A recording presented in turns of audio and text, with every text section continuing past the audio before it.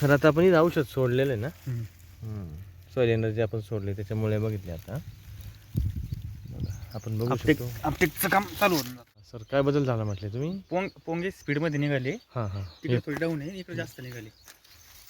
पोंगे स्पीडमध्ये निघाले. हां, ठीक. पोंगे रपास चालू आहे असं. तर आपण पाहू शकतो आता मुळीचा कलर पण वेगळा आहे आणि त्याला सब मुळ्या पण फुटलेल्या नाही आहे, बरोबर ना? हां, आणि याचं आपण सॉइल एनर्जी सोडलेलं नाही आहे. तिची मुळी खालीच आहे, तिची मुळी वर आली. पोंग्यात बदल दिसतो ना.